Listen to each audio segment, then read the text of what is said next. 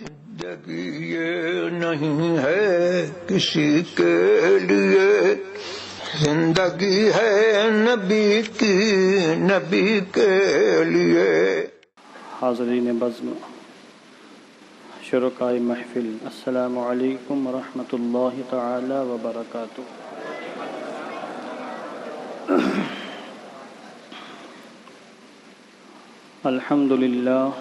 الحمد للہ رب العالمین، والصلاة والسلام علی سید الانبیاء والمرسلین، وعلى آلہ الطیبین الطاہرین واصحابہ المطہرین، ومن اتبعہم بإحسان إلی یوم الدین۔ اما بعد، فقد قال اللہ تعالی فی القرآن المجید والفرقان الحمید، ورفعنا لک ذکرک۔ صدق اللہ العظیم وصدق رسولہ النبی الامین المکین الکریم، ونحن على ذلك لمن الشاہدین والشاکرین والحمد للہ رب العالمین۔ آئیے دل لگا کر اپنی اور ساری کائنات کے مرکز عقیدت حضور رحمت عالم، منور کائنات، فخر موجودات، احمد مجتبی محمد مصطفیٰ صلی اللہ تعالی علیہ وسلم کی مقدس بارگاہ میں درود و سلام کا ہدیہ محبت پیش کریں۔ اللہم صلی علی سیدنا شفیعنا حبیبنا مولانا محمد وبارک وسلم، صلاۃ و سلاما علیک یا رسول اللہ۔ اللہ عز و جل کا فضل و کرم ہے کہ آج ہم محرم الحرام کی دوسری محفل میں شرکت کی سعادتیں حاصل کر رہے ہیں۔ کل آپ نے عقیدہ توحید باری تعالیٰ کے حوالے سے چند اہم اور ضروری باتیں سماعت فرمائیں۔ ہمیں امید ہے کہ آپ کی معلومات میں اضافہ ہوا ہوگا اور عقیدہ توحید باری تعالیٰ کے حوالے سے نئے گوشے ابھر کر آپ کے سامنے آئے ہوں گے۔ آج میری تقریر کا عنوان ہے عقیدہ رسالت۔ آغاز گفتگو سے قبل ایک اہم بات میں عرض کرنا چاہتا ہوں۔ ابھی آپ حضرات دارالعلوم محبوب سبحانی کے ایک ہونہار طالب علم سے نعت پاک سماعت فرما رہے تھے۔ ایک اللہ کے ولی کامل کی نعت پاک، لکھی ہوئی نعت پاک، حضور سرکار مفتی اعظم ہند رحمۃ اللہ تعالی علیہ کی لکھی ہوئی نعت پاک، جس کا ہر شعر وجد آفری ہے، نعت بھی ہے اور دعا بھی ہے۔ مجمع البحرین، آپ داد بھی دے رہے تھے اور حوصلہ بھی بڑھا رہے تھے، یعنی حوصلہ افزائی بھی فرما رہے تھے۔ ہمارے ہاں جلسوں میں عام طور سے عوام یہ سمجھتی ہے کہ صرف حوصلہ افزائی کے حقدار وہی ہیں جو نعت پڑھیں۔ عوام نعت پڑھنے والوں کی خوب حوصلہ افزائی کرتی ہے، اپنی جیب خالی کرتی ہے۔ اب سمجھے آپ؟ اور نعت پڑھنے والوں کی جیب بھری جاتی ہے، بہت اچھی بات ہے، مگر نعت حضور کی تعریف و توصیف کا نام ہے اور کلام الہی کا مقام حضور سے بڑھ کر ہے۔ قرآن مقدس کلام الہی صفت باری تعالیٰ ہے، اس کا مقام حضور سے بڑھ کر ہے، اس کو یاد رکھیے گا آپ۔ مخلوق میں حضور کا مقام سب سے بلند ہے، اور کلام الہی مخلوق نہیں ہے، وہ اللہ کی صفت ہے، مخلوق نہیں ہے۔ کلام الہی کو مخلوق کہنا یہ گمراہیت ہے، بد مذہبیت ہے، اور معتزلہ کو اسی بنیاد پر گمراہ اور بد مذہب کہا جاتا ہے۔ تو جب کلام الہی پڑھا جائے تو ان بچوں کو بھی حوصلہ افزائی کی جائے جو کلام الہی پڑھتے ہیں۔ ایک طالب علم کتنی ہی اچھی آواز ہو، تلاوت قرآن کرتا ہے تو سب خاموش بیٹھے رہتے ہیں، کوئی اس کی حوصلہ افزائی نہیں کرتا، اور یہ میں ہر جگہ دیکھتا ہوں جلسوں میں علی العموم، جبکہ وہ کلام الہی پڑھ رہا ہے، اللہ کا کلام پڑھ رہا ہے، اس نے محنت کی ہے، اس نے مشق کی ہے، پریکٹس کی ہے، اس نے اپنا وقت صرف کیا ہے۔ اچھے قاری بننے کے لیے 3 4 سال کورسز ہوتے ہیں، کورس کیے جاتے ہیں، تب جا کے قوم کو اچھے قاری ملتے ہیں۔ مگر ہمارے یہاں صرف نعت خوانوں کی قدر ہے، حالانکہ بچہ اچھا قاری بھی ہے، میں اس کی مذمت نہیں کر رہا ہوں، ایک عام بات کر رہا ہوں۔ ہمارے یہاں قرائے کرام کی کوئی اہمیت نہیں ہے، کوئی کتنا اچھا قاری ہو، چاہے اس نے گلا پھاڑ کے محنت کی ہو، سینہ اس کا سوج گیا ہو، مگر اس کے تنخواہیں رہتی مدرسے میں وہی 8,000 10,000 11,000 بہت زیادہ 12,000، اور پھر وہ 4 سال 5 سال 6 سال 8 سال تک تنخواہیں بڑھتی نہیں ہیں، اور بڑھی بھی تو دال میں نمک کے برابر۔ تو اچھے قرہ قوم کو کیسے ملیں گے جب ان کی تنخواہیں نہیں بڑھیں گی، نہ تنخواہیں ان کو دی جائیں گی؟ یہ بہت بڑا المیہ ہے قوم کا کہ قوم شاعروں پر ہزاروں لاکھوں لٹا ڈالتی ہے، جیب خالی کر دیتی ہے، اور جو لوگ کلام الہی پڑھنے کے لیے محنت کرتے ہیں، مشقت جھیلتے ہیں اور شب و روز کوشش کرتے ہیں، ان کے لیے قوم کے پاس کچھ نہیں ہے سوائے سر جھکا کر بیٹھنے کے۔ تو شعراء کی وہ اللہ کی رسول کی تعریف کر رہے ہیں تو یقیناً آپ حوصلہ افزائی فرمائیں، مگر جو لوگ کلام الہی پڑھ رہے ہیں وہ بھی حوصلہ افزائی کے حقدار ہیں۔ یہ تعصب کیوں آخر؟ اس کا کوئی جواب عام میں سے کسی کے پاس نہیں ہوگا کہ ایک بچہ کلام الہی پڑھے اور آپ کی جیب سے 10 کی نوٹ نہ نکلے، اور اس کے بعد دوسرا بچہ کھڑا ہو جائے تو واہ واہ واہ واہ واہ واہ واہ، اس کے لیے آپ مسلسل بھیجتے جائیں اپنے نمائندے۔ تو یہ آپ بتائیے اس میں کیوں آخر ایسا ہو رہا ہے؟ تعصب کیوں؟ یہ اس لیے اپنی بھی اصلاح کریے، یا تو آپ کسی کو مت دیجیے، اور اگر شاعر کو اس لیے دے رہے ہیں کہ حضور کی تعریف کر رہا ہے تو قاریہ قرآن کو اس لیے دیں کہ اللہ کا کلام پڑھ رہا ہے۔ یہ سمجھے آپ؟ یہ اصلاح کی طور پر میں نے عرض کر دیا، باقی آپ کی مرضی۔ درود شریف پڑھیں، اللہم صلی علی سیدنا مولانا محمد وبارک وسلم صلاۃ و سلاما علیک یا رسول اللہ صلی اللہ علیہ وسلم۔ نعت پاک کے چند اشعار تحت اللفظ میں پڑھ رہا ہوں۔ زہ عزت و اطلاع محمد، آپ کہتے جائیں صلی اللہ علیہ وسلم۔ زہ عزت و اطلاع محمد کہ ہے عرش حق زیر پائی محمد، مکاں عرش ان کا فلک فرش ان کا ملک خادمان سرائے محمد، خدا ان کو کس پیار سے دیکھتا ہے جو آنکھیں ہیں محو لقائے محمد، محمد برائے جناب الہی جناب الہی برائے محمد، دم نزع جاری ہو میری زباں پر محمد محمد برائے محمد، عصائے کلیم ازدہائے غضب تھا گروں کا سہارا عصائے محمد۔ ارے بھئی یہ میں نے اپنے لیے نہیں کہا تھا، لا حول ولا قوت الا باللہ، یہ میں بچے بیٹھے ہیں، بچے محنت کرتے ہیں، ان کے لیے میں عرض کر رہا تھا۔ الحمدللہ میں صرف آپ کی دعاؤں کا محتاج ہوں، باقی دار روٹی چل ہی رہی ہے ہماری جیسی چل رہی ہے، اللہ کا بے پناہ فضل و کرم ہے، کسی کا محتاج نہیں ہوں، دار روٹی چل رہی ہے ہماری۔ میں بچوں کے لیے بول رہا تھا، بچے محنت کرتے ہیں، اب بچوں کی دل شکنی ہوتی کہ ایک بچے کو آپ نے خوب دے دیا، دوسرا بچہ خاموش بیٹھا ہوا ہے۔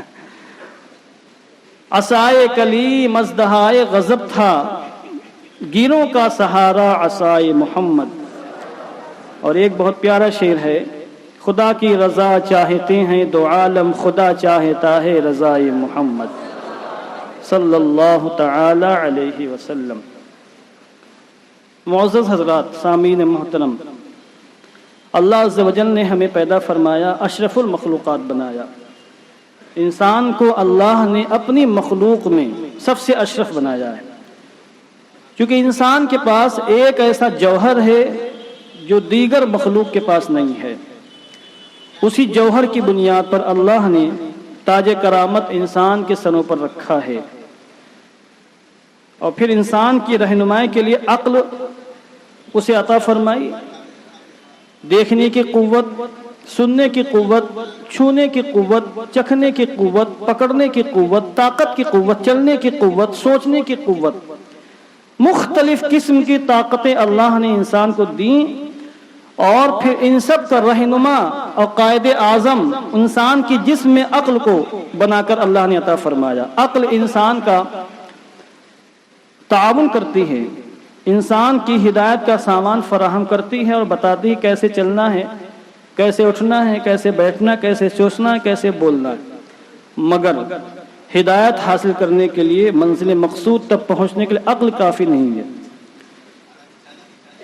عقل کافی نہیں۔ اگر عقل کافی ہوتی تو انسان اپنی عقل کے بلبوتے پر کامیاب و کامران ہو جاتا، منزل مقصود تک پہنچ جاتا۔ عقل بھی ٹھوکریں کھاتی ہے، عقل بھی دھوکے کھاتی ہے، عقل بھی ناکام و نامراد ہو جاتی ہے۔ تو انسان کے جسم کے جتنے حصے ہیں اور انسان کے جسم میں اللہ نے جتنی طاقتیں رکھی ہیں، انہیں چلانے کے لیے اللہ نے عقل دی ہے، اور عقل کو صحیح ڈھنگ سے استعمال کرنے کے لیے، سیدھا راستہ بتانے کے لیے اللہ نے پیغمبروں کو بھیجا ہے۔ جہاں پر بڑے بڑے سائنسداں کی، بڑے بڑے عالم کی، بڑے بڑے مفکر کی عقل ختم ہو جاتی ہے، وہاں سے ایک پیغمبر کی عقل کا آغاز ہوتا ہے۔ ہزاروں سائنسدانوں کی عقل مل کر بھی کسی پیغمبر کی عقل کے کروڑویں حصے تک نہیں پہنچ سکتی ہے۔ یا اللہ اپنے پیغمبروں کو اللہ نے مقام عطا فرمایا، اور جنہوں نے پیغمبر کی تعلیمات کے بغیر خدا تک پہنچنا چاہا تو انہوں نے فطرت کے مظاہر کو خدا بنا لیا۔ کسی نے آگ کی پوجا شروع کر دی، کسی نے پہاڑ کی پوجا شروع کر دی، کسی نے سورج کی پوجا شروع کر دی، کسی نے چاند کی عبادت شروع کر دی، اور کچھ لوگوں نے اپنے ہاتھوں سے بت تراش کے ان کو خدا مان لیا، ان کے سامنے سرب سجود ہو گئے۔ کسی نے سمندر کو خدا مان لیا، کسی نے کسی بھی طاقت و قوت والی چیز کو دیکھا اس کو خدا مان لیا۔ تو انسان نے پیغمبر کی رہنمائی کے بغیر جب خالق دو عالم تک پہنچنے کی کوشش کی ہے، علل عموم اس سے ٹھوکریں کھائیں گے، دھوکہ کھایا ہے۔ اس لیے پیغمبروں کی تعلیمات اور پیغمبروں کی ہدایت انتہائی ضروری ہے۔ اس لیے اللہ نے انسانوں کی رہنمائی کے لیے اور انسانوں کی ہدایت کے لیے پیغمبروں کا سلسلہ شروع فرمایا تھا۔ حضرت آدم کلیم اللہ پہلے انسان اور پہلے پیغمبر دنیا میں تشریف لائے، آپ کے بعد حضرت شیس علیہ السلام تشریف لائے، اس کے بعد پیغمبروں کا ایک سلسلہ جاری ہوا۔ حضرت ادریس علیہ السلام تشریف لائے، حضرت نوح علیہ السلام تشریف لائے، حضرت ابراہیم علیہ السلام، حضرت اسماعیل علیہ السلام، حضرت اسحاق علیہ السلام، حضرت داؤد علیہ السلام، سلیمان علیہ السلام، کم و بیش 1,24,000 انبیاء کرام کو اللہ نے دنیا میں پیغمبر اور رسول بنا کر بھیجا۔ اور سب سے آخر میں ہم سب کے آقا حضور رحمت عالم، جان عالم، فخر بنی آدم صلی اللہ تعالی علیہ وسلم کو اللہ نے اپنا عظیم رسول بنا کر بھیجا، اپنے محبوب بنا کر بھیجا۔ حضور رحمت عالم چونکہ خاتم النبیین، خاتم الانبیاء والمرسلین ہیں، تمام نبیوں کے سردار، سب سے آخری پیغمبر، اور قیامت تک آپ کے بعد کوئی پیغمبر آنے والا نہیں، اس لیے اللہ نے اپنے محبوب کو بے شمار کمالات اور خوبیوں سے نواز کر بھیجا۔ وہ سارے کمالات، وہ ساری خوبیاں جو اللہ نے مختلف انبیاء کرام کو عطا فرمائی تھیں، وہ سارے کمالات، وہ ساری خوبیاں اللہ نے آپ کی ذات واحد کے اندر جمع فرما دی، اور پھر مزید آپ کو ایسے کمالات دیے جن کمالات میں سے کسی بھی پیغمبر کو حصے نہیں ملے۔ یہ حضور رحمت عالم، جان عالم صلی اللہ علیہ وسلم کی شان۔ تو حضور افضل الخلق ہیں، یعنی مخلوق میں سب سے افضل ہیں، مخلوق میں سب سے عظیم ہیں، مخلوق میں آپ کا مقام سب سے بلند ہے، مخلوق میں آپ سب سے معزز ہیں، سب سے محتشم ہیں، سب سے محترم ہیں۔ حضور رحمت عالم، جان عالم کے افضل الخلق ہونے کے دلائل قرآن مقدس کے اندر بھی موجود ہیں، اور متعدد احادیث کریمہ بھی موجود ہیں۔ آج کی اس میں گفتگو میں حضور رحمت عالم، جان عالم کے افضل الخلق ہونے کی تھوڑی سی وضاحت کرنا چاہتا ہوں۔ میں رات میں کافی دیر سوچتا رہا کہ آخر میں کیا بولوں، تو بالآخر یہی بات واضح ہوئی کہ حضور کی افضلیت اور حضور کے مقام مرتبے کو ہی بیان کیا جائے، تاکہ جو ہمارے سینوں میں عشق مصطفیٰ کا چراغ روشن ہے اس کی لو مزید تیز ہو جائے۔ دل ہمارے مزید منور ہو جائیں اور دماغ ہمارے مزید روشن و تابناک ہو جائیں۔ قرآن مقدس کے اندر اللہ عز و جل نے سورہ آل عمران کے اندر فرمایا وَإِذْ أَخَذَ اللَّهُ مِيثَاقَ النَّبِيِّينَ لَمَا آتَيْتُكُم مِّن كِتَابٍ وَحِكْمَةٍ ثُمَّ جَاءَكُمْ رَسُولٌ مُصَدِّقٌ لِّمَا مَعَكُمْ لَتُؤْمِنُنَّ بِهِ وَلَتَنصُرُنَّهُ قَالَ أَأَقْرَرْتُمْ وَأَخَذْتُمْ عَلَى ذَلِكُمْ إِصْرِي قَالُوا أَقْرَرْنَا قَالَ فَاشْهَدُوا وَأَنَا مَعَكُمْ مِنَ الشَّاهِدِينَ فَمَن تَوَلَّىٰ بَعْدَ ذَلِكَ فَأُولَٰئِكَ هُمُ الْفَاسِقُونَ۔ یہ آیت کریمہ جو ہم نے ابھی پڑھی آپ حضرات کے روبرو، ابھی آپ اس کا ترجمہ سماعت فرمائیں گے۔ اس آیت کریمہ میں اللہ رب العزت نے یہ اعلان فرمایا ہے۔ کیا اعلان فرمایا اس کا میں خلاصہ عرض کر دیتا ہوں۔ ہمارا عقیدہ یہ ہے کہ حضور رحمت عالم صرف ہمارے ہی امام نہیں، صرف اپنی امت کے ہی پیغمبر نہیں، بلکہ حضور تمام نبیوں کے امام ہیں، تمام نبیوں کے نبی ہیں، تمام رسولوں کے امام ہیں اور تمام رسولوں کے پیغمبر ہیں۔ جس طرح ہم حضور رحمت عالم جان عالم کے امتی ہیں، اسی طرح تمام انبیاء کرام حضور کے امتی ہیں۔ ہم حقیقتاً بغیر کسی واسطے کے حضور کے امتی ہیں اور حضور کی امت میں تمام انبیاء کرام تقدیراً اور مجازاً داخل ہیں، اور حضور رحمت عالم کی امت میں جب تمام نبی داخل ہیں تو تمام نبیوں کی امتی بھی حضور کی امت میں داخل ہیں۔ تو حضور رحمت عالم کے ہم بھی امتی ہیں، حضرت ابراہیم بھی امتی ہیں، حضرت اسماعیل بھی امتی ہیں، حضرت اسحاق بھی امتی ہیں، حضرت آدم سے لے کر حضرت عیسیٰ روح اللہ تک علیہ السلام جتنے بھی انبیاء کرام تشریف لائے ہیں وہ سب حضور رحمت عالم جان عالم کے امتی ہیں۔ اس کا اعلان قرآن مقدس کی یہ آیت کریمہ کر رہی جو میں نے ابھی آپ کے سامنے پڑھی ہے۔ اللہ نے فرمایا وَإِذْ أَخَذَ اللَّهُ مِيثَاقَ النَّبِيِّينَ، اے محبوب آپ یاد کریں اس مرتبہ، اس وقت کو جب عالم ارواح میں اللہ نے تمام نبیوں سے یہ عہد و پیمان لیا تھا کہ جب میں تمہیں نبوت و رسالت دے کر دنیا میں بھیج دوں اور پھر تمہارے پاس یہ میرے عظیم پیغمبر آ جائیں جو تمہارے پاس موجود کتاب کی تصدیق کریں گے، تو تم وعدہ کرو کہ تم ضرور بالضرور ان کی مدد کرو گے، ان کی نصرت و حمایت کرو گے۔ اقرار تم نے کر لیا اور تم نے میرا عہد و پیمان قبول کر لیا۔ سب نے کہا اقررنا، ہائے اللہ ہم نے قبول کر لیا، ہم نے اقرار کیا۔ اللہ نے فرمایا فاشہدوا، گواہ ہو جاؤ، انی معکم من الشاہدین، میں بھی تمہارے ساتھ گواہی دینے والوں میں سے ہوں۔ اس آیت کریمہ کی تفسیر بیان کرتے ہوئے حضرت سیدنا ابو الفضل محمود آلوسی تفسیر روح المعانی کے اندر اس آیت کریمہ کی تفسیر میں ارشاد فرماتے ہیں کہ حضرت امام ابن جریر رضی اللہ تبارک و تعالیٰ عنہ نے فرمایا کہ علی شیر خدا مولا کائنات رضی اللہ تبارک و تعالیٰ عنہ سے مروی ہے، وہ فرماتے ہیں کہ اللہ رب العزت نے جتنے بھی نبیوں اور رسولوں کو اس دنیا میں مبعوث فرمایا بھیجا، ان سے 3 عہد و پیمان لیے۔ وہ تینوں عہد و پیمان آقا کریم صلی اللہ تعالی وسلم کے حوالے سے تھے۔ اللہ نے فرمایا میں تمہیں رسول بنا کر بھیج رہا ہوں، اور تمہارے زمانے میں اگر پھر بالفرض میرے محبوب تشریف لے آئیں تو تم پر واجب ہے کہ ان پر ایمان لانا، ان کی تصدیق کرنا، ان کی نصرت و حمایت کرنا، اور اپنی امتیوں کو پیغام دے دینا کہ وہ بھی میرے محبوب محمد مصطفیٰ پر ایمان لائیں، ان کی نصرت و حمایت کریں۔ اس حدیث پاک سے بات واضح ہوتی ہے کہ حضور اگرچہ خاتم الانبیاء والمرسلین ہیں اور آپ کا زمانہ تمام نبیوں کے زمانے کے بعد ہے، مگر بالفرض اگر حضور رحمت عالم جان عالم کسی نبی کے زمانے میں تشریف لے آتے تو اس نبی پر حضور پر ایمان لانا، حضور کی تصدیق کرنا، حضور کی نصرت و حمایت کرنا یہ فرض ہوتا، واجب و ضروری ہوتا۔ اور یہ بھی واجب و ضروری ہوتا کہ وہ پیغمبر اپنے امتیوں سے کہے کہ وہ بھی حضور پر ایمان لائیں، حضور کی نصرت و حمایت کریں، حضور کا کلمہ پڑھیں۔ یہ حضور رحمت عالم جان عالم کا مقام و مرتبہ اس آیت کریمہ میں اللہ نے بیان فرمایا ہے، جس سے واضح ہوتا ہے کہ ہر نبی صرف اپنی امت کا ہی نبی ہے، مگر اللہ نے اپنے محبوب کو یہ مقام عطا فرمایا ہے کہ آپ صرف اپنی امت کے نبی نہیں بلکہ آپ تمام نبیوں کے بھی نبی ہیں، تمام رسولوں کے رسول ہیں، تمام پیغمبروں کے پیغمبر ہیں۔ اس لیے ہمارے امام نے عقیدے کی بات کہی ہے، سب سے اعلیٰ و اولا ہمارا نبی،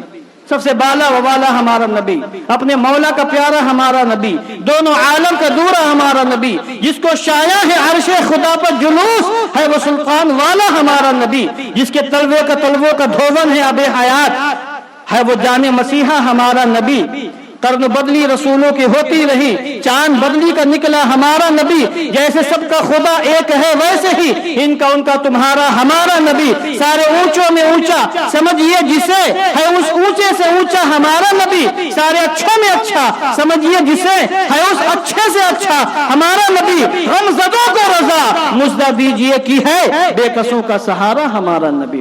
حضور رحمت عالم جان عالم کو اللہ نے مقام عطا فرمایا، یہ مقام کسی نبی کو حاصل نہیں ہوا، نہ حاصل ہوا نہ ہو سکتا ہے، اس لیے حضور رحمت عالم جان عالم تمام مخلوق میں سب سے افضل ہوئے۔ اس آیت کریمہ سے حضور کی افضلیت ثابت ہو گئی، حضور کا مقام اور مرتبہ واضح ہوا۔ اب آگے دیکھیے اللہ رب العزت نے ایک دوسرے مقام پر فرمایا وَمَا أَرْسَلْنَاكَ إِلَّا رَحْمَةً لِلْعَالَمِينَ۔ حضور رحمت عالم کو اللہ نے مقام رحمت للعالمین پر فائز فرمایا، اور یہ حضور کا ایک مقام ہے، مقام رحمت للعالمین، یعنی حضور ساری کائنات کے لیے رحمت ہیں، ہر شے اپنے وجود میں بھی رحمت محمدی کی محتاج ہے اور بقا میں بھی رحمت محمدی کی محتاج ہے، اور کمال تک پہنچنے میں بھی محمد رحمت محمدی کی محتاج ہے۔ کوئی شخص حضور کی رحمت کے بغیر نہ دنیا میں آ سکتی ہے، نہ باقی رہ سکتی ہے، اور نہ وہ مرتبہ کمال تک پہنچ سکتی ہے۔ یہ حضور رحمت عالم کو اللہ نے مقام عطا فرمایا ہے۔ وَمَا أَرْسَلْنَاكَ إِلَّا رَحْمَةً لِلْعَالَمِينَ، محبوب ہم نے آپ کو نہیں بھیجا مگر سارے جہان کے لیے رحمت بنا کر۔ کتنی زبردست تاکید ہے، یعنی محبوب ہم نے آپ کو صرف اور صرف ساری کائنات کے لیے، سارے جہان کے لیے اور کل عالم کے لیے رحمت بنا کر بھیجا ہے۔ اب اس آیت کریمہ کی تفسیر سماعت کرنے کے لیے ایک دوسری آیت کریمہ کا سہارا لیتے ہیں۔ میں نے اس سے پہلے بارہا اپنے بیانات میں عرض کیا کہ بسا اوقات بعض آیت قرآنیہ بعض دوسری آیت قرآنیہ کی تفسیر ہوتی ہیں، اور سب سے عظیم تفسیر یہی ہے کہ آیت کی تفسیر آیت سے بیان کی جائے۔ اس کے بعد دوسرا مرتبہ یہ ہے کہ آیت کی تفسیر احادیث رسول اکرم سے بیان کی جائے۔ اب دیکھیں اس آیت کریمہ میں اللہ نے فرمایا وَمَا أَرْسَلْنَاكَ إِلَّا رَحْمَةً لِلْعَالَمِينَ، اور ایک دوسری آیت کریمہ ہے وَرَحْمَتِي وَسِعَتْ كُلَّ شَيْءٍ، کہ میری رحمت، اللہ فرماتا میری رحمت وسعت کل شے، ہر شے پر وسیع ہے، ہر شے کو گھیرے ہوئے، یعنی کوئی بھی شے میری رحمت سے نکل نہیں سکتی ہے، کوئی بھی شے ایسی نہیں جسے میری رحمت کی حاجت نہ ہو۔ اللہ کی رحمت کی حاجت ہر شے کو ہے۔ شے کسے کہتے ہیں؟ عقیدے کی بات سماعت فرما لیں۔ شے کہتے ہیں چیز کو، کوئی بھی چیز ہو اس کو شے بولتے ہیں۔ یوں کہہ لیجیے آپ ممکن کو شے کہتے ہیں، عالم کو شے کہتے ہیں۔ اللہ شے نہیں ہے، اللہ اشیاء کو پیدا کرنے والا ہے، خود شے نہیں ہے، خود عالم میں داخل نہیں، وہ عالم کو پیدا کرنے والا ہے۔ شرع عقائد وغیرہ میں اس کی پوری ڈیٹیل موجود ہے، جو بچے شرع عقائد پڑھ چکے ہیں وہ سب جانتے ہیں، جنہوں نے پہلے پڑھا تو داخلی نصاب نہیں، جنہوں نے پہلے پڑھا وہ سب جانتے ہیں۔ اللہ عز و جل کائنات کا خالق ہے، تمام اشیاء کا خالق ہے، اور اس نے متعدد بے شمار عالم پیدا فرمائے ہیں۔ اور اللہ فرماتا ہے وَرَحْمَتِي وَسِعَتْ كُلَّ شَيْءٍ، کوئی بھی شے میری رحمت سے خارج نہیں ہے۔ مثلا انسان ایک شے ہے، اور تمام انسان ملے تو عالم انسان بن گئے۔ ایک عالم انسان ایک عالم ہے، یہ ہمارا عالم، عالم انسان۔ حیوان ایک شے ہے، تمام حیوانوں کی یکجائی سے عالم حیوان بنائے۔ فرشتے شے ہیں، تمام فرشتوں سے عالم ملائکہ بنا۔ آسمان شے ہیں، تمام آسمانوں کے ملنے سے عالم سماوات بنا۔ زمین کے تمام طبقات ملے تو عالم ارض بن گیا۔ تمام مادے ملے تو عالم مادیات بنا۔ تمام جمادات ملے تو عالم جمادات بن گیا۔ تمام نباتات ملے، دنیا کی تمام گھاس پھوس ہریالی پیڑ پودے سب ملے تو عالم نباتات بن گیا۔ اسی طریقے سے عالم مکہ پھر عالم لامکہ، عرش و کرسی لوح و قلم ان کو عالم لامکہ کہا جاتا ہے۔ اس کے بعد اور آگے بڑھیے، عالم ناسوت ہے، عالم جبروت ہے، عالم ملکوت ہے، عالم لاہوت ہے۔ اللہ نے بے شمار عالم پیدا فرمائے ہیں، ان کی سب کی تفصیلات کتابوں کے اندر موجود ہے۔ اور پھر ہاں اللہ نے فرمایا وسعت کل شے ورحمتی وسعت کل شے، کہ میری رحمت ہر شے کو حاوی ہے, ہر شے کو گھیرے ہوئے ہیں, کوئی بھی شے میری رحمت سے خارج نہیں. عالم انسان میری رحمت کا محتاج ہے, عالم حیوان میری رحمت کا محتاج ہے, عالم نباتات, عالم جمادات, عالم حیوانات, عالم مادیات, عالم سماوات, عالم ارضیات, عالم لاہوت, عالم ناسوت, کل عالم اللہ کی رحمت کے محتاج ہیں. جب یہ بات واضح ہو گئی تب آپ عالم تصور میں سوال کریں, اللہ یہ تو مجھے معلوم ہو گیا کہ کل عالم تیری رحمت کا محتاج ہے اور تیری رحمت کے سے کوئی بھی شے خارج نہیں ہے. کوئی بھی شے جو وجود میں آئے گی, باقی رہے گی, کمال تک پہنچے گی, اسے تیری رحمت کی حاجت ہوگی.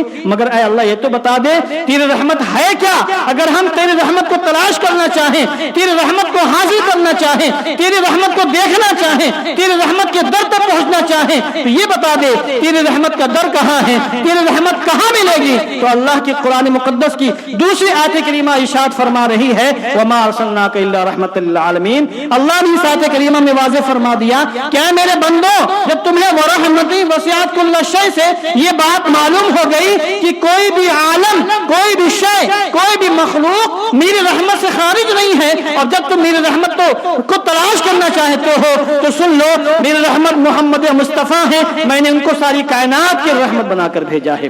وما ارسلناک الا رحمت للعالمین. اب کوئی سوال کرے کہ وما ارسلناک الا رحمت للعالمین میں کتنے عالم داخل ہیں, تو آپ جواب دے دیں کہ سورہ فاتحہ میں اللہ نے فرمایا الحمدللہ رب العالمین, ساری خوبیاں اس اللہ کے لیے ہے جو سارے عالموں کا رب ہے, ساری کائنات کا رب ہے. تو یہاں عالمین میں جتنے عالم داخل ہیں, وما ارسلناک الا رحمت للعالمین میں وہ سارے عالم داخل ہیں. اس کا مطلب یہ ہوا کہ جس عالم کا اللہ رب ہے, محمد مصطفیٰ اس عالم کے لیے رحمت ہے. اس لیے ہمارے امام نے سلام رضا میں مجھے اشعار یاد آ رہے ہیں, بہت پیارے پیارے اشعار کہے ہیں. آپ نے فرمایا اندے شیشے جھلا جھل دمکنے لگے, جلوہ ریزی یہ دعوت پہ لاکھوں سلام, جس کے گھیرے میں ہیں انبیاء و ملک اس جہانگیر بعثت پہ لاکھوں سلام. اور آگے فرماتے ہیں انبیاء تہ کریں زانو ان کے حضور, زانووں کی وجاہت پہ لاکھوں سلام, مصطفیٰ جان رحمت پہ لاکھوں سلام, شمع بزم ہدایت پہ لاکھوں سلام. تو حضور افضل البشر بھی ہیں, افضل الخلق بھی ہیں, اس لیے کہ اللہ نے حضور کو رحمت للعالمین کا مقام عطا فرمایا ہے. یہ مقام کسی اور کو نہیں ملا ہے, اس لیے حضور افضل الخلق ہیں. آگے دیکھیے قرآن مقدس میں اللہ نے فرمایا فبہداہ مقتدی اولئک الذین ہداہم اللہ فبہداہ مقتدی. اللہ نے انبیاء کرام کا ذکر فرمایا, انبیاء کرام کا ذکر فرمانے کے بعد اپنے محبوب سے فرمایا اولئک الذین ہداہم اللہ فبہداہ مقتدی. ابھی میں نے شروع میں عرض کیا کہ اللہ عز و جل نے محبوب کو جو شان عطا فرمائی, سبحان اللہ, تمام نبیوں اور رسولوں کو جو مقامات دیے انفرادی طور پر, اجتماعی شکل میں وہ سارے مقامات اللہ نے اپنے محبوب کو عطا فرمائے. ایسا نہیں ہے کہ اللہ نے کسی نبی کو کسی مقام سے سرفراز فرمایا ہو اور اپنے محبوب کو اس مقام سے محروم کر دیا, ایسا نہیں ہے. جس نبی کو جس خوبی, جس وصف, جس کمال سے بھی اللہ نے سرفراز فرمایا, وہ خوبی, وہ وصف, وہ کمال اللہ نے اپنے محبوب کے اندر جمع فرمایا اور بدرجے اتم جمع فرمایا. اس لیے کسی شاعر نے کہا ہے حسن یوسف دم عیسیٰ ید بیضا داری, آتی خوبا ہما دارند تو تنہا داری. یا رسول اللہ, آپ کے اندر یوسف کا حسن بھی ہے, ید بیضا بھی ہے, حضرت عیسیٰ کی پھونک بھی ہے جسے مردوں کو زندہ کر دیا کرتے تھے. یا رسول اللہ, آپ کی شان یہ ہے کہ تمام نبیوں کو اللہ نے جو مقام عطا فرمایا, تنے تنہا آپ کے ذات گرامی وہ ساری خوبیاں اللہ نے جمع فرما دی ہیں. اس آیت کریمہ یہ جو میں نے پڑھی, یہ جو عقیدہ, یہ کوئی ہوائی عقیدہ نہیں کہ کوئی کہہ دے کہ بھائی یوں ہی آپ باتیں کر رہے ہیں. کوئی مسلمان اس کا انکار نہیں کر سکتا. جو خود کو مسلمان کہتا ہے, کلمہ پاک پڑھتا ہے, اہل قبلہ میں شمار کرتا ہے, کیونکہ اللہ نے فرمایا اولئک الذین ہداہم اللہ فبہداہ مقتدی. یہ وہ لوگ ہیں جن کو ہم نے ہدایت دی, اللہ نے ہدایت دی. تو اے محبوب آپ ان کی پیروی کریے. یہاں ہمارے مفسرین فرماتے ہیں حضور کو تمام نبیوں کی پیروی کرنے کا حکم دیا گیا. اس کا مطلب یہ نہیں کہ آپ ان کی شریعت کی پیروی کریے. حضور کیسے ان کی پیروی کریں گے؟ حضور کی تو خود مستقل شریعت ہے. آپ کی شریعت تمام نبیوں کی شریعتوں کو منسوخ کرنے والی ہے. آپ کی شریعت ناسخ الادیان ہے. تو یہ معنی نہیں ہو سکتا ہے محبوب آپ تمام نبیوں کی شریعت پر عمل کریے، یہ تو ممکن بھی نہیں ہے۔ تو اس کا معنی کیا ہے؟ اس کا معنی یہ ہے محبوب میں نے تمام نبیوں اور رسولوں کو جو مقام عطا فرمایا، جو خوبیاں عطا فرمائیں، جو حسن و جمال کے جلوے دیے، جو اوصاف و کمالات دیے، جو آداب اور اخلاقیات کے جوہر دیے، محبوب وہ ساری خوبیاں اور سارے کمالات آپ اپنی ذات کے اندر جمع فرما لیجئے۔ اس کا معنی یہ ہوا، اس کا مطلب یہ ہوا کہ حضور، اور چونکہ حضور اللہ کے احکام پر عمل کرنے والے ہیں، لہذا بالکل صاف مفہوم یہی ہوگا کہ حضور رحمت عالم ان تمام خوبیوں کو جمع فرمانے والے ہیں۔ اس لیے ہم کہتے ہیں کہ اگر حضور کی خوبیوں کو پھیلا دیا جائے، حضور کے کمالات کو پھیلا دیا جائے تو 1,24,000 جلوے نظر آئیں گے، اور تمام نبیوں رسولوں کے کمالات کو جمع کر دیا جائے تو ایک ذات محمدی نظر آئے گی۔ حضور رحمت عالم کے اندر وہ سارے کمالات موجود ہیں، وہ ساری خوبیاں موجود ہیں جو اللہ نے تمام نبیوں کو عطا فرمائی تھی۔ اس لیے ہمارا عقیدہ یہ ہے کہ حضور افضل الخلق اسی لیے ہیں کہ اللہ نے آپ کو ساری خوبیوں کا جامع بنایا ہے، سارے کمالات کا منبع بنایا ہے، اور سارے کمالات آپ کے اندر جمع فرما دیے ہیں۔ اس لیے ہمارے امام نے کہا عرش حق ہے مسند رفعت رسول اللہ کی، دیکھنی ہے حشر میں عزت رسول اللہ کی، قبر میں لہرائیں گے تا حشر چشم نور کے، جلوہ فرما ہوگی جب طلعت رسول اللہ کی، وہ جہنم میں گیا جو ان سے مستغنی ہوا، ہے خلیل اللہ کو حاجت رسول اللہ کی، سورج الٹے پاؤں پلٹے چاند اشارے سے ہو چاک، اندھے نجدی دیکھ لیں قدرت رسول اللہ کی، اے رضا خود صاحب قرآن مداح حضور، تجھ سے کب ممکن ہے پھر مدحت رسول اللہ کی۔ اللہ نے محبوب کو مقام عطا فرمایا۔ اب ایک بات اور، میں ٹائم زیادہ ہو رہا ہے، آج زیادہ لمبی گفتگو نہیں ہوگی۔ حضور رحمت عالم کے ایک مقام یہ ہے کہ آپ خالق کے بھی محبوب ہیں اور مخلوق کے بھی محبوب ہیں، اس کو سمجھنے کی کوشش کریں آپ۔ حضور رحمت عالم اللہ کے خالق کے محبوب ہیں اور خلق کے بھی محبوب ہیں۔ اس کو یہ سمجھ لیجئے کہ اللہ نے اپنی مخلوق کو باقاعدہ حکم دیا کہ وہ محمد مصطفیٰ سے سچی محبت کرے، ٹوٹ کر محبت کرے، سب سے زیادہ پیار کرے، سب سے زیادہ محبت کرے۔ اللہ نے اپنے بندوں کو حکم دیا۔ حضرت عبداللہ ابن عباس رضی اللہ تعالیٰ عنہ سے حدیث پاک مروی ہے، حضور اللہ کے محبوب ہیں۔ اس پہ ایک روایت سنیں، پھر میں وہ آیت کریمہ پیش کروں گا جو میں بیان کرنا چاہتا ہوں۔ ابن عباس رضی اللہ عنہ فرماتے ہیں کہ چند صحابہ کرام حضور کے حجرے انور کے باہر بیٹھے کچھ گفتگو کر رہے تھے، وہ انبیاء کرام کا تذکرہ کر رہے تھے، صحابہ کرام آپس میں انبیاء کرام کا ذکر خیر کر رہے تھے۔ حضور باہر تشریف لائے اور ان کے قریب پہنچے اور سماعت فرمایا کہ انبیاء کرام کا ذکر کس انداز سے میرے غلام کر رہے ہیں۔ ایک صحابی نے کہا تعجب ہے کہ اللہ نے حضرت ابراہیم کو اپنا خلیل بنایا، تعجب ہے کتنا اونچا مقام اللہ نے ان کو عطا فرمایا۔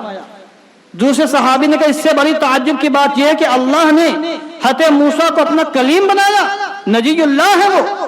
تیسرے نے کہا کہ اللہ نے حضرت عیسیٰ کو اپنا کلمہ، اپنی روح قرار دیا۔ ایک نے کہا اللہ نے حضرت آدم کو صفی قرار دیا۔ حضور نے ان کی باتیں سماعت فرمائیں۔ اب آپ دیکھیں حضور نے پھر اس کے بعد ارشاد فرمایا اے میرے غلاموں تمہاری بات بالکل سچ ہے، بات وہی جو تم نے فرمائی ہے۔ اے میرے غلاموں بات وہی جو تم نے کہی ہے، یقیناً ابراہیم خلیل اللہ ہیں، اس میں کوئی شک نہیں، یقیناً موسیٰ کلیم اللہ نجی اللہ، اس میں کوئی شک کی بات نہیں، یقیناً عیسیٰ روح اللہ کلمت اللہ، اس میں بھی کوئی شک کی بات نہیں، یقیناً اللہ نے آدم کو صفی بنایا اور وہ صفی اللہ، اس میں بھی کوئی شک کی بات نہیں، اللہ وانا حبیب اللہ، مگر میں اللہ کا حبیب ہوں۔ اللہ نے مجھے منصب محبت پر فائز فرمایا ہے، محبوبیت پر فائز فرمایا ہے، اور میں اللہ کا محبوب ہوں۔ اس کے بعد حضور فرماتے ہیں میری شان بھی سن لو، تم نے انبیاء کرام کی شان یہاں بیان کر دی ہے، میری بھی شان سن لو کہ میری شان محبوبیت کیا ہے۔ میں اللہ کا محبوب ہوں اور اللہ نے مجھے کیسی شان محبوبیت سے سرفراز فرمایا ہے۔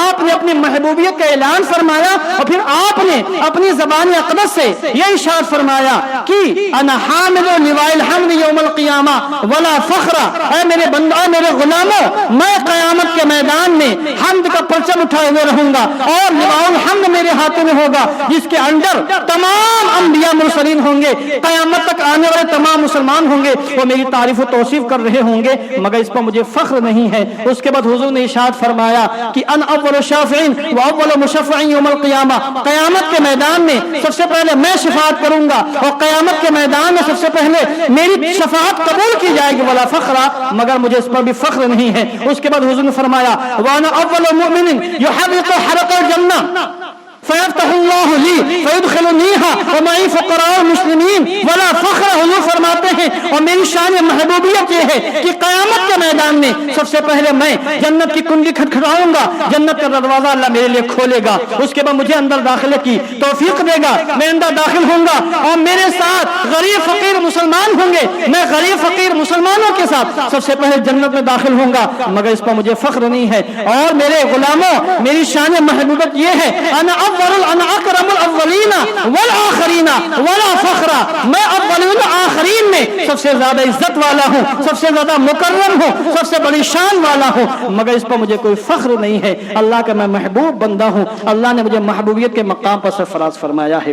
تو حضور رحمت عالم محبوبیت کے مقام پر سرفراز کیے گئے ہیں، اور مقام محبوبیت مقام خلت سے بڑھ کر ہے، مقام کلیم سے بڑھ کر ہے۔ حضرت موسیٰ کلیم اللہ یقیناً اللہ کے کلیم ہیں، مگر اس سے بڑا مرتبہ حبیب کا ہے۔ حضرت ابراہیم اللہ کے خلیل ہیں، ان سے بڑا مرتبہ حبیب کا ہے۔ حضرت آدم اسلام صفی اللہ ہیں، صفی سے بڑا مرتبہ حبیب کا ہوتا ہے۔ حضور مقام محبوبیت پر فائز ہیں، اور حضور کی شان یہ ہے کہ اللہ نے اپنی مخلوق کو حکم دیا ہے کہ ٹوٹ کر اپنے محبوب سے، ٹوٹ کر حضور سے پیار کریں، حضور سے محبت کریں، اور جو لوگ حضور سے پیار نہ کریں، محبت نہ کریں، قرآن مقدس نے ان کو فاسق و فاجر کہا ہے، اور یہاں فاسق کا معنی کافر قرار دیا گیا ہے۔ قرآن مقدس میں ان کے لیے باقاعدہ وعیدیں آئی ہیں، عذاب کی دھمکی دی گئی ہے۔ سورہ توبہ میں اللہ نے فرمایا قل ان کان آباؤکم وابناؤکم وازواجکم واخوانکم وعشیرتکم واموال اقترفتموها وتجارۃ تخشون کسادها ومساکن ترضونها احب الیکم من اللہ ورسولہ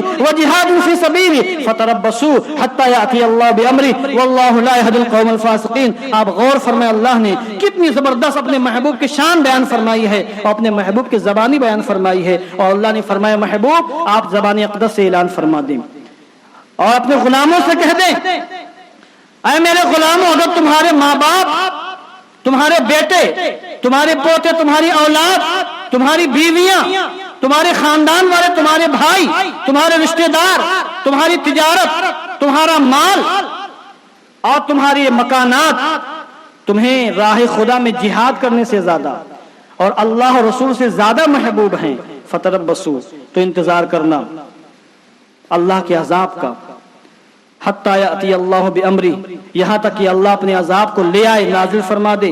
واللہ لا یہدی القوم الفاسقین، اور اللہ قوم فاسق کو ہدایت سے سرفراز نہیں فرماتا۔ اس آیت کریمہ کا تیور دیکھیں اور جلال باری تعالیٰ دیکھیں، کلام الہی کی عظمت دیکھیں کہ اللہ نے اس آیت کریمہ میں کتنے زبردست انداز میں پرجلال لب و لہجے میں اپنے محبوب کی شان محبوبیت کو بیان فرمایا ہے، اور یہ فرمایا ہے کہ اگر تمہاری اولاد تمہیں میرے محبوب سے زیادہ پیارے ہیں، تمہارے بچے میرے محبوب سے زیادہ پیارے ہیں، تمہارے ماں باپ، خاندان والے میرے محبوب سے زیادہ پیارے ہیں، تمہارا یہ کاروبار، تمہارا بزنس میرے محبوب سے زیادہ پیارا ہے، تمہارے گھر بار میرے محبوب سے زیادہ پیارے ہیں، تمہارا جمع ہوا مال پونجی میرے محبوب سے زیادہ پیارا ہے، تو اللہ کے عذاب کا انتظار کرنا، اللہ کے عذاب کا انتظار کرنا۔ اللہ قوم فاسق کو ہدایت نہیں دیتا ہے۔ اب ہم صحابہ کرام کی زندگی کو دیکھتے ہیں کہ انہوں نے کس طریقے سے اس آیت کریمہ پر عمل کیا ہے۔ یہاں تین قسم کی محبتوں کو جمع کیا گیا ہے، ایک محبت فطری کو جمع کیا گیا، محبت عقلی کو جمع کیا گیا، محبت شہوانی کو جمع کیا۔ انسان اپنے ماں باپ سے، اپنے بچوں سے محبت کرتا ہے، یہ انسان کی فطرت ہے، اس میں اس کی کوئی عمل کا دخل نہیں ہے، یہ فطری طور پر، پیدائشی طور پر انسان اپنے ماں باپ سے محبت کرتا ہے، بال بچوں سے محبت کرتا ہے، یہ فطری محبت ہے۔ انسان مال سے محبت کرتا ہے، اپنی تجارت سے محبت کرتا ہے، یہ محبت عقلی है। मोहब्बत अकली का मतलब यह है कि इंसान महबूब को दूसरे पर तरजीह देता है, महबूब को दूसरे पर तरजीह देता है। इंसान अपनी बीवी से मोहब्बत करता है, ये मोहब्बत शहवानी है। क़ज़ा शहवत के लिए इंसान अपनी बीवी से मोहब्बत करता है। यहाँ तीनों किस्म की मोहब्बतें जमा हैं। इस आयत करीमा का तकाजा यह है कि हर बंदा मोमिन, हर हुजूर का गुलाम अपने महबूब से, हुजूर रहमत आलम से मोहब्बत अकली भी, मोहब्बत अकली से ज्यादा मोहब्बत करे, मोहब्बत फितरी से ज्यादा मोहब्बत करे। जिससे भी इंसान मोहब्बत करता है उससे ज्यादा मोहब्बत वो हुजूर से करे। जब हम सहाबा किराम की जिंदगी को देखते हैं तो हम पाते हैं कि सहाबा किराम ने इस आयत करीमा पर इतनी सख्ती से अमल किया है कि आज हमारे अक्ल हैरान है कि वो इंसान थे या क्या थे। उन्होंने हुजूर की मोहब्बत के लिए माँ बाप से दुश्मनी मोल ली है, हुजूर की मोहब्बत के लिए रिश्तेदारों के खिलाफ तलवारें उठाई हैं, हुजूर की मोहब्बत में अपने घर बार को छोड़ा है, हुजूर की मोहब्बत में अपने तन को सर से जुदा करवाया है, हुजूर की मोहब्बत में अपने सीनों को नेज़ों से छलनी करवाया है, हुजूर की मोहब्बत में अपने वतन को छोड़ा है, हुजूर की मोहब्बत में दरबार घर बार को छोड़ा है, हुजूर की मोहब्बत में अहलो हया को छोड़ा है, हुजूर की मोहब्बत में अपना सब कुछ कुर्बान कर दिया है। उनकी पूरी मोहब्बत आला हज़रत की इस शेर की तर्जुमानी थी। या आला हज़रत ने गोया कि इस शेर में सहाबा किराम की अहवाल को बयान करते हुए ये कहा है, करूं तेरे नाम पे जहां फिदा, न बस एक जहां दो जहां फिदा, जो जहां से भी नहीं जी भरा, करूं क्या करोड़ों जहां नहीं। अल्लाह अकबर। ये हुजूर की शान महबूबियत है कि हुजूर अपने अल्लाह के महबूब हैं। अल्लाह ने मकाम महबूबियत पर फायज फरमाया है और हर बंदा मोमिन पर यह फर्ज है कि हुजूर से मोहब्बत करे, सच्ची मोहब्बत करे, टूट कर मोहब्बत करे, अच्छी मोहब्बत करे, ऐसी मोहब्बत करे कि उसके अंदर हुजूर के नामो दामूस के लिए, हुजूर की मोहब्बत के लिए सब कुछ कुर्बान करने का जज्बा हो। जिस तरह सहाबा किराम के अंदर हुजूर की मोहब्बत में सब कुछ कुर्बान करने के जज्बात मौजूद थे। इसलिए हुजूर अफजलुल खल्क भी हैं, अफजलुल बशर भी हैं कि ये मकाम अल्लाह ने किसी और को नहीं अता फरमाया। और क्यों ना हुजूर से मोहब्बत की जाए, क्यों ना मोहब्बत की जाए, जबकि इंसान जिन जिन चीजों की बुनियाद पर किसी से मोहब्बत करता है वो सारी चीजें अल्लाह ने अपने महबूब के अंदर जमा फरमा दी। आप गौर कर लें, इंसान या तो हुस्न जमाल से मोहब्बत करता है, या जूदो सखावत से मोहब्बत करता है, परहेजगारी से मोहब्बत करता है, नर्म दिली शफकत से मोहब्बत करता है, और इसी तरह इंसान अच्छे अखलाक से मोहब्बत करता है। तो ये वो खूबियां हैं जिनकी बुनियाद पर इंसान किसी से मोहब्बत करता है। जब इन बुनियाद पर इंसान किसी से मोहब्बत करता है तो ये सारी चीजें बदरजे अजम अतम अल्लाह ने अपने महबूब के अंदर जमा फरमा दी हैं। अब देख लें अल्लाह ने अपने महबूब को कैसा हुस्न अता फरमाया। इंसान हुस्न और जमाल की बुनियाद पर किसी का आशिक होता है, कोई भी अच्छी चीज देखता है बस उसके दिल में उसकी मोहब्बत का चिराग रोशन हो जाता है। कोई भी अच्छी चीज इंसान देखता है वो किसी भी शक्ल में हो, अगर वो खूबसूरत है, अच्छी है, तो इंसान उससे मोहब्बत करने लग जाता है। और खुदा की कसम अल्लाह ने कायनात में अपने महबूब से हसीन किसी को पैदा ही नहीं फरमाया है। हज़रत बरा बिन आदिब फरमाते हैं कान रसूलुल्लाह सल्लल्लाहु अलैहि वसल्लम अहसन अन्नास वजहा। हुजूर की शान ये है कि हुजूर तमाम लोगों में सबसे ज्यादा खूबसूरत चेहरे वाले हैं। हज़रत काब बिन मालिक से हदीस पाक मरवी और फरमाते हैं जब मैं हुजूर की बारगाह में गया और मैंने सलाम पेश किया, फलम्मा सल्लमतु अला रसूलिल्लाह सल्लल्लाहु अलैहि वसल्लम व हुवा यबरक़ु वजहुहु मिन अस्सुरूर व कान इज़ा सुर्रा इस्तनारा वजहुहु हत्ता कान्नहु क़ितअतुन मिन अल-क़मर। और कमा क़ाल फरमाते हैं जब मैं हुजूर की बारगाह में गया और मैंने हुजूर की बारगाह में सलाम पेश किया, उस वक्त हुजूर का चेहरा चमक रहा था, दमक रहा था और हुजूर मुस्कुरा रहे थे। और हुजूर की शान ये है कि जब हुजूर मुस्कुराते थे तो हुजूर का चेहरा चौदहवीं के चांद का टुकड़ा मालूम होता था। हज़रत जाबिर बिन समरा फरमाते हैं रायत रसूल अल्लाह सल्लल्लाहु अलैहि वसल्लम फी लैलतिन इज़हियानिन लैलतिन इज़हियानिन व अलैहि हुल्लतुन हमरा फजअलतु अंज़ुरु इलैहि व इलल क़मर फलहुवा अहसनु इंदी मिनल क़मर। वो फरमाते हैं मैंने हुजूर को देखा, आसमान पर बादल नहीं थे, चौदहवीं का चांद चमक रहा था, हुजूर के जिस्म अक़दस पर यमनी सुर्ख चादर थी, यमनी धारीदार सुर्ख चादर थी। मैं कभी हुजूर का चेहरा देखता, कभी चौदहवीं के चांद का चेहरा देखता। बिलाखिर मैंने कहा इस वक्त हुजूर का चेहरा यकीनन चौदहवीं के चांद से ज्यादा चमक रहा है, दमक रहा है। इसलिए हमारे इमाम ने कहा है वो कमाल हुस्न हुजूर है कि गुमान नक्स जहां नहीं, यही फूल खार से दूर है, यही शमआ है कि धुआं नहीं, वही नूर हक वही ज़िल्ल रब है, उन्हीं का सब है उन्हीं से सब, नहीं उनके मिल्क में आसमां कि ज़मीन नहीं कि ज़मां नहीं। आगे फरमाते हैं उठा दो पर्दा, दिखा दो चेहरा कि नूर बारी हिजाब में है, ज़माना तारीक हो रहा है कि मेहर कब से नकाब में है। ये अल्लाह ने अपने महबूब को मकाम अता फरमाया कि अगर इंसान हुस्न जमाल से मोहब्बत करे तो ये दुनिया के हसीनों से मोहब्बत क्या करना, उस जात से मोहब्बत करे जिस जात को अल्लाह ने तमाम हसीनों का सरदार बनाया है, सबसे ज्यादा हुस्न जमाल से सरफराज फरमाया है।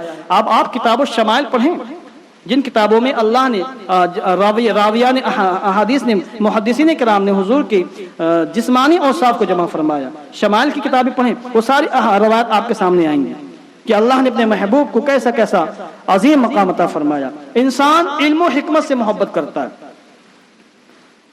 इसलिए आज भी पढ़े लिखे लोगों की कदर है। जिसके पास इल्म है, दानाई है, समझबूझ है, उसकी कदर है। बेवकूफ और घामड़ किस्म के जाहिलों की कहीं किसी जमाने में कोई कदर नहीं रही है, आज भी कोई कदर नहीं है। किसी को मशवरा मांगना हो तो किसी बेवकूफ के पास नहीं जाएगा, उसके पास जाएगा जिसके पास इल्म हो, जिसके पास हिकमत हो, जिसके पास समझ हो। भैया लोग वकीलों से मशवरा क्यों मांगते हैं? वो बाकायदा मेहनत करते हैं, प्रैक्टिस करते, अपने मैदान के माहिर होते हैं। बीमार होते हैं, डॉक्टरों से मशवरा क्यों मांगते हैं? इसलिए कि डॉक्टर बाकायदा उस मैदान का आदमी है। किसी को कोई मसला पूछना होता तो उलमा से पूछते हैं, उलमा के पास आते हैं, क्योंकि उलमा उस मैदान के माहिर हैं। ये अलग बात है कि आज लोग ज्यादा काबिल बन गए हैं तो हते मुफ्ती आजम गूगल साहब से मसला और पूछते हैं, उलमा किराम के पास नहीं आते हैं। मोबाइल मौजूद है, बस फटा सर्च किया और देखा कि गूगल साहब जो फतवा देंगे फौरन कबूल। समझे आप? हत्ता की हद ये हो गई है कि अब बाज मुदर्रिसीन जो इस मदरसों में पढ़ाते हैं और अपने साथ आलिम या फादिल का लाहिका लगाते हैं और सनद भी बाकायदा दिखाते, मेरे पास सनद है, पढ़ाने बैठते हैं तो वो भी जो है एक जुमले का तर्जमा नहीं कर पाते। गूगल साहब से पूछते हैं कि भाई इस जुमले का तर्जमा अरबी में क्या होगा, या अरबी ही इसकी उर्दू क्या बनेगी। और गूगल साहब कभी कभी ठोकर खा जाते हैं और गलत बता देते हैं, तो ये भी अपने बच्चों को गलत बताते हैं, फिर सिलसिला चलता जाता है। इसलिए इल्म और हिकमत की हर जमाने में कदर हुई है, जाहिलों की, अहमकों की, घामड़ों की कभी कदर नहीं। तो आप अपने आप को इल्म और दानाई से संवारने की कोशिश करें। तो जब इंसान इल्म और हिकमत से मोहब्बत करता है, जिसके पास इल्म हो, जिसके पास दानाई हो, जिसके पास हिकमत के गुलदस्ते हो, जिसके पास सोच हो, अजीम फिक्र हो, ऐसे शख्स से इंसान मोहब्बत करता है। तो जब मोहब्बत का ये मेयार है तो क्यों नहीं मोहम्मद मुस्तफ़ा से मोहब्बत करते? क्योंकि अल्लाह ने मखलूक में उनको सबसे बड़ा अलीम बनाया, सबसे बड़ा हकीम बनाया है। न उनसे ज्यादा किसी के पास इल्म है, न उनसे ज्यादा किसी के पास हिकमत है। इस पर दलील क्या है? कुरान मुक़द्दस में अल्लाह ने फरमाया वमा ऊतीतुम मिनल इल्मि इल्ला कलीला, तुम्हें तो बहुत थोड़ा सा इल्म दिया गया है। अल्लाह अपने मखलूक से फरमा रहा है मेरे बंदो तुम्हें थोड़ा सा इल्म दिया, तुम्हारे इल्म की कोई हकीकत नहीं। और वाकई हमारे इल्म की कोई हकीकत नहीं। हमारा रब फरमा रहा है तुम्हें बहुत थोड़ा इल्म दिया गया है, तुम्हारे इल्म की कोई हैसियत नहीं। अपने इल्म पर फूलो नहीं, तकब्बुर मत करो, गुरूर मत करो, तुम्हारा इल्म बहुत मुख्तसर है। अब गौर फरमाए, परवरदिगार आलम अपनी मखलूक के इल्म को मुख्तसर कह रहा है, थोड़ा कह रहा है। अब इसका मतलब ये हुआ कोई इंसान कितना बड़ा भी आलिम हो, कितना बड़ा भी वो हकीम हो, इल्म और हिकमत के दरिया उसके पास हो, कितना बड़ा वो साइंटिस्ट हो, कितना बड़ा साइंसदान कुछ भी हो, इस आयत करीमा की रूह से उसके पास जो इल्म है बहुत थोड़ा है, बहुत मुख्तसर है, बहुत कलील है, बेहैसियत है।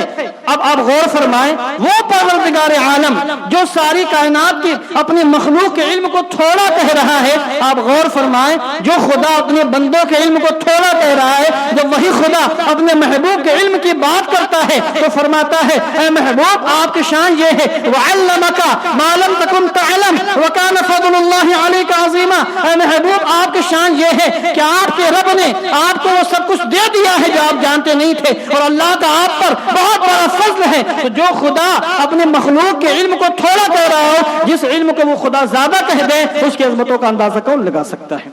अल्लाह अकबर। उसकी अजमतों का अंदाजा कौन लगा सकता है? इसलिए हमारे इमाम ने कहा और कोई गैब क्या तुमसे निहा हो भला, जब न खुदा ही छुपा तुम पे करोड़ों दुरूद। काबे के बदरुद्दुजा तुम पे करोड़ों दुरूद, तैयबा के शम्सुद्दुहा तुम पे करोड़ों दुरूद।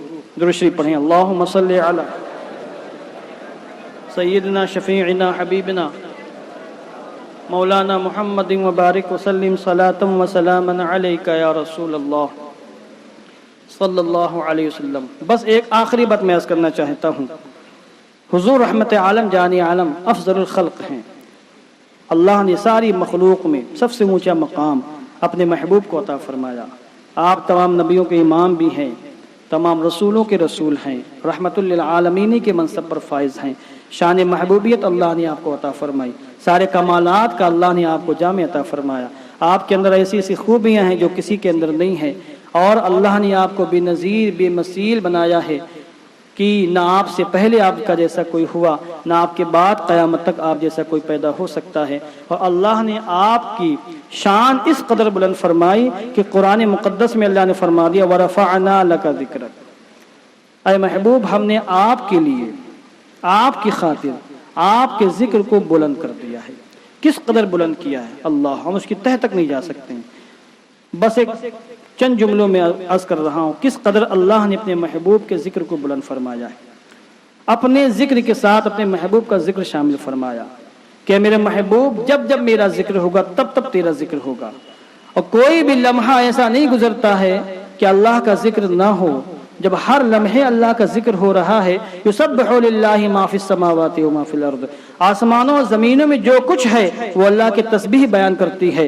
जब अल्लाह की शान ये है कि हर लम्हे उसका जिक्र हो रहा है, तो अल्लाह ने अपने महबूब का जिक्र अपने नाम के साथ जम कर दिया है। तो ला मुहाला हमें कहना पड़ेगा, जिस तरह हर लम्हे अल्लाह का जिक्र हो रहा है, हर लम्हे मोहम्मद मुस्तफ़ा का तस्करा हो रहा है। और क्यों न हो कि खुद खुदा ने अपने महबूब का जिक्र फरमाया है और कुरान मुक़द्दस में साफ तौर पे ऐलान फरमा दिया आयत दुरूद में, इन्नल्लाह व मलाइकतहु इन्नल्लाह व मलाइकतहु युसल्लूना अलन नबी या अय्युहल्लज़ीना आमनू सल्लु अलैहि व सल्लिमू तस्लीमा। अल्लाह ने फरमाया बेशक अल्लाह और उसके फरिश्ते दुरूद भेजते रहते हैं अपने महबूब मोहम्मद मुस्तफ़ा पर। ईमान वालों, तुम भी उन पर खूब खूब दुरूद भेजो, खूब खूब सलाम भेजो। यहाँ तलबा मौजूद हैं, इनके लिए मैं अर्ज कर रहा हूँ, ये जुमला इस्मिया है, जुमला इस्मिया है। इन्नल्लाह व मलाइकतहु कलमा जलालत मातूफ अलैह व मलाइकतहु मातूफ अलैह से मिलकर इन्ना का इस्म है। उसके बाद जो खबर आ रही है युसल्लूना अलन नबी,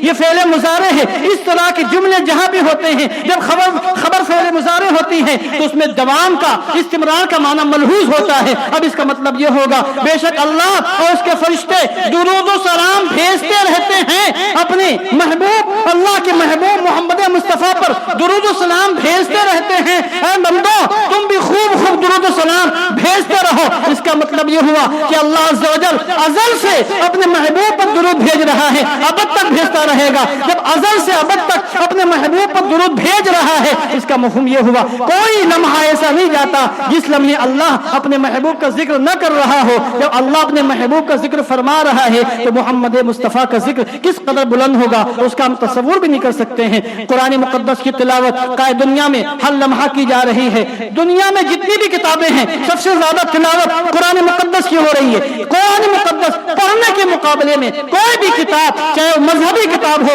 चाहे गैर मजहबी किताब हो, कुरान मुक़द्दस का मुकाबला नहीं कर सकती कोई भी किताब। और कुरान मुक़द्दस में जा बजा अल्लाह के महबूब का तस्करा है। कहीं है वमा रमैता रमैता वलाकिन्नल्लाह रमा, कहीं है इन्नल्लज़ीना युबायिऊनका इन्नमा युबायिऊन अल्लाह यदुल्लाहि फौqa अयदीहिम, कहीं है इन्नल्लज़ीना युनादूनका मिन वराइल हुजुराति अक्सरुहुम ला याक़िलून, कहीं है वमा कान लिमुमिनिन वला मुमिनतिन इज़ क़दल्लाहु अन यकूना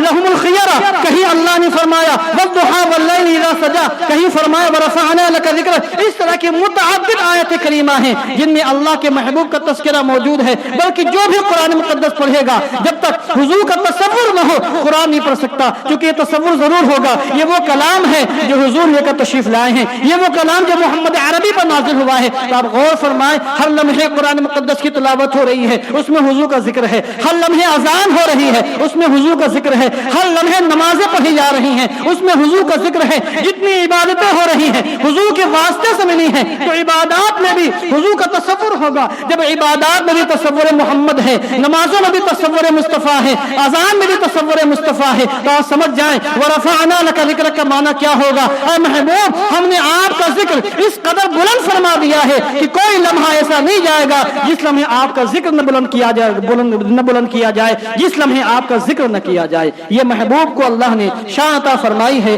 اس لیے ہمارے امام نے کہا ذکر خدا جو ان سے جدا چاہو نجدیوں، واللہ ذکر حق نہیں کنجی سقر کی ہے، واللہ ذکر حق نہیں کنجی سقر کی ہے۔ یعنی اے نجدیوں، اگر تم یہ چاہو کہ خدا کا ذکر مصطفیٰ کے ذکر سے جدا ہو جائے تو مصطفیٰ کے ذکر سے خدا کا ذکر اگر تم جدا کر دو تو یہ ذکر خدا جنت میں جانے کا سامان نہیں ہے بلکہ جہنم کی کنجی ہے، جہنم میں لے جانے والا عمل ہے۔